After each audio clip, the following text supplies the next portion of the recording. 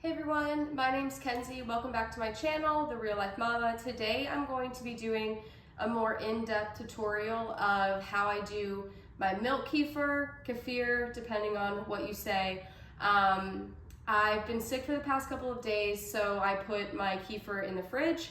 I'm ready to now get the process going again, so I wanted to take you along and show you everything that I do for that.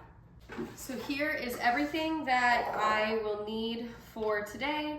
I have a bowl to put my kefir in. I have the strainer for it.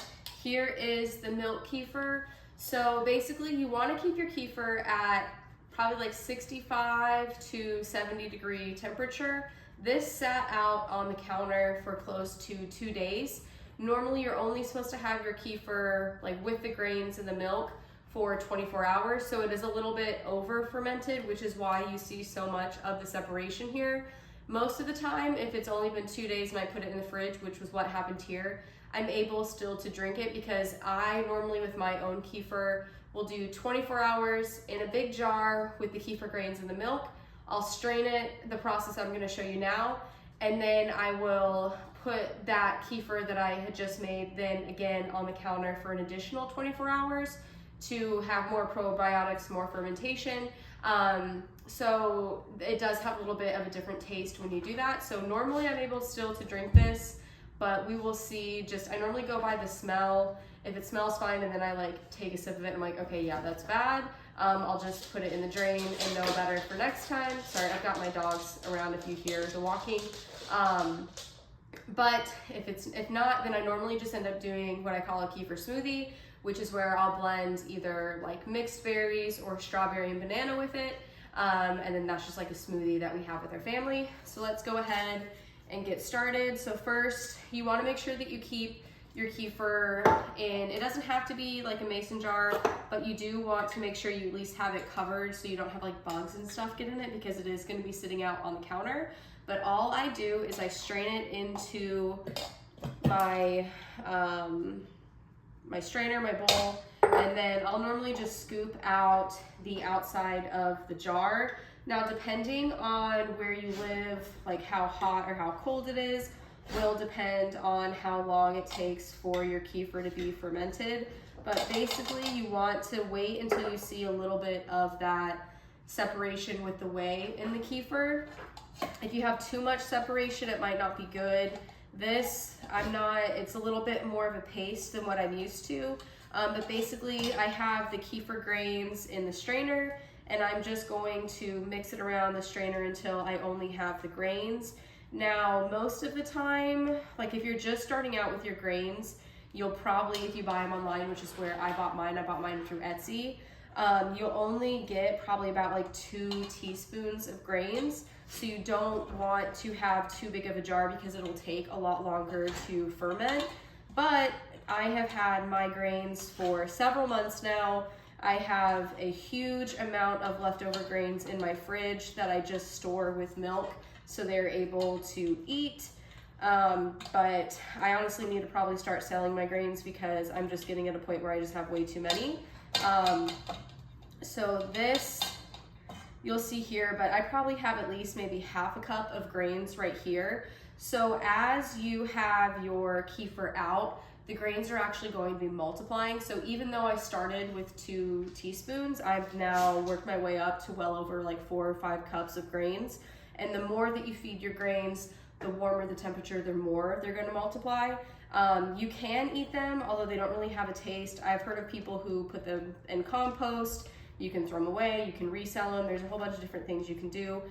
So basically this is what the grains look like when it's kind of like cottage cheese almost, but this is what it looks like once you kind of separate it from the milk. And normally what I do is I just add this right back into the container and I will change out the jars probably once a week unless I like notice some like bacteria growth or something. But normally about every Monday is when I'm changing my jars around.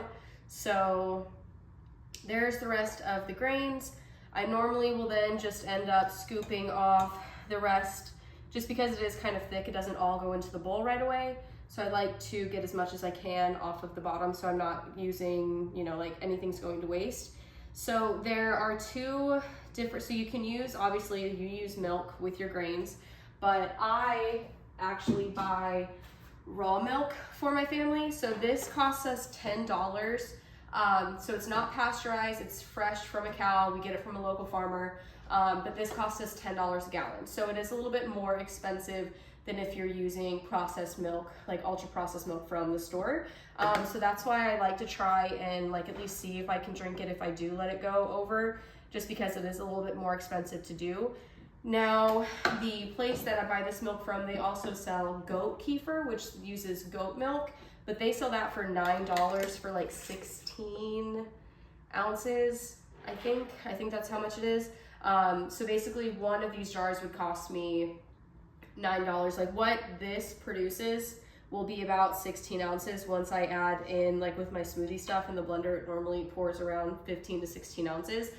So it's a lot more cost effective for me to do it myself. I also think it tastes better than just like regular store-bought kefir. I was in Colorado with my mom and I was trying to get her to start drinking the kefir, and I ended up trying some of the ones that we got from the store. It was like organic, grass-fed, grass-finished, like A1 or A2 cow, something like that. It was like really good brand. And it just kind of tasted like sour cream to me. Like I didn't think it tasted right. This has a much better flavor in my opinion, and it's also a lot more cost effective to make it at home, on top of the fact that not a lot of stores sell high quality kefir. So basically in one of these jars, like just the 24-hour fermentation, you're getting probably around like 60 different types of probiotics within here. And then if you do the additional, like the 48-hour fermentation, like what I normally do, then you're getting even more probiotics with that. I have noticed a huge difference. So two things. I had a son who had eczema as a baby, and I also had keratosis pilaris, which is like the red bumps on your skin. I had it on my face, on my arms, and basically and I've always been someone who's had stomach issues, gut issues. Even as a kid, people thought I had IBS, they thought I had food allergies, all these different things. And now as an adult, as I'm cleaning up my diet and I'm starting to actually like look at the ingredients of what I eat, I realize that I am just not someone who can tolerate a lot of processed food, a lot of seed oils, a lot of that stuff, like fried foods, really upsets my stomach. And I also noticed that I then have skin issues because of that. So since it's been well over a year now that I've been doing this kefir, and I also drink either meat stock or bone broth first thing on an empty stomach in the morning, doing those two things healed my hypothyroidism, which I was diagnosed with after my second son, or I guess after my first son. I found out when I was pregnant with my second son. And then also my keratosis pilaris, which is my skin condition. So that for me was a big enough like green flag, honestly, to know that what I'm doing with my body, what I'm putting into it, it's working. Because even if like I have medication for my thyroid, but if I would stop taking it, then my levels would still be out of balance. But with this, like I haven't taken my medication in well over a year. Every time I get my blood checked, I have them checked for that, and my levels have always been in the normal range. And I have basically Hashimoto's runs in my family. So I'm pretty much I have two sisters, and my mom, my grandma, everyone has thyroid issues. I'm the only one that doesn't now. So that's a big sign to me of like what I'm doing is working, if that makes sense. So basically I put the grains in here and I filled it up with the milk. I've secured the lid, and now I'm gonna let this sit on my counter for 24 hours. So I'm gonna go ahead and just set this off to the side.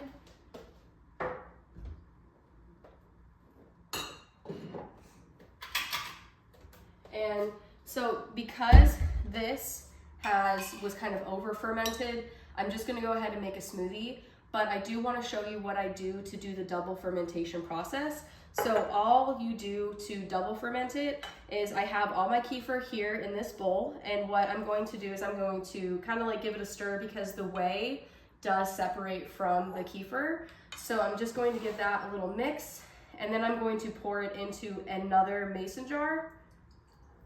So you see here, there's no grains in this. It's nice and smooth. I've made kefir cream cheese out of this. We obviously do the smoothies. And I also will give this to my dogs. One of my dogs has a lot of allergies. If you've seen on my page, like I make him dog food and he gets like the kelp powder, all the stuff. But this is a great thing that I do for him, and to also kind of help with his gut issues. Just pour like a little bit on a spoon, maybe like 1/4 of a cup, mix it in. They absolutely love it. And before I had kids and I had enough kefir to go around, I would buy kefir from the store and actually freeze it in little milk bones for them, for my dogs, and that would be like a fun little treat for them. Now that I have 3 kids and a husband, myself, I don't want to use like a lot of kefir every day because it does kind of get expensive. So that's why I've just switched to doing it with their food. But that, if you have dogs who have like skin problems, itching, that kind of stuff, that is a great method. And as I'm saying this, my dog is literally on the couch scratching himself. I think he's like allergic to grass too. Honestly, he has a lot of issues.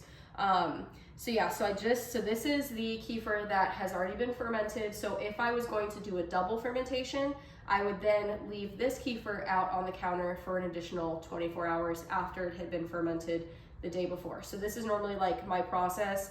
I, scoop the grains, get those feeding with the milk, and then with this stuff, I will keep it on the counter. Once that 24 hours has passed and you now have 48-hour fermented kefir, I will put it in the fridge and kind of let it just get cold. And then within that day or the next day, I'm making a smoothie with it. And like I said, I'm either going to do a berry smoothie, which is like blackberries, blueberries, raspberries. I get the triple berry blend from Sam's Club, or I'll do, like, my kids aren't as big of fans with that one as they really love the strawberry banana.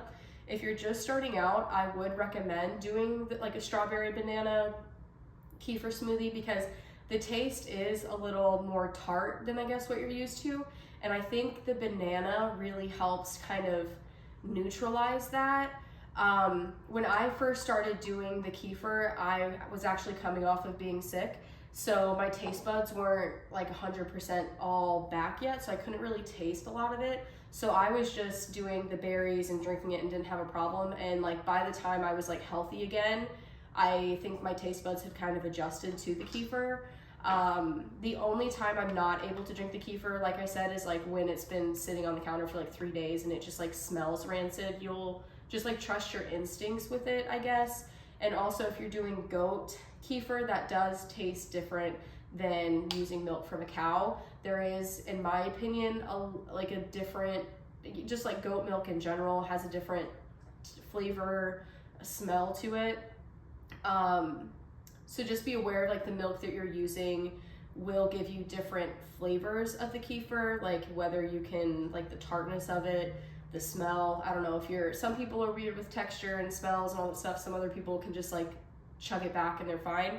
But also too, if you're just starting out with kefir, I would not recommend, like right now, I could make an entire smoothie out of this, drink it, and my stomach would be fine. But if you're just starting out, I would recommend probably doing like 1/2 cup to a cup of the kefir. Now obviously if you're buying kefir, like the kefir grains, you're going to get a smaller amount, so you want to start with a smaller amount. So I would start with maybe one of like those like the 8-ounce size mason jars with that, and just kind of go from there. But as you get your kefir grains growing and you have more, you can upsize your jar so you're able to produce more at one time. Like I said, I will basically put this amount of kefir, which turns out to be around 16 ounces. I will do probably 2 to 3 cups of frozen fruit, and then I will add probably like 1/2 cup of water. And I normally just use the jar that the kefir was in, that was fermenting in, and put the water in there, and then I shake it. So that way, because there will be some that's left on the glass, and then I'll pour that into the blender, and that is how I do the smoothie. My husband likes a thicker smoothie, so if he ever makes it, he won't add the water in. But to me, when you do that, it's more of like a smoothie bowl. It's really thick. So I guess it just depends on what, texture, what thickness you like. And then also too, the reason why I put it in the fridge is so that I don't have to add ice cubes later. I do like a cold smoothie. So if you are like doing it right off the counter after it's been fermenting for the 2 days, it is going to be a little bit more on the warm side. So just be aware, if you want a cold smoothie, I would recommend putting it in the fridge.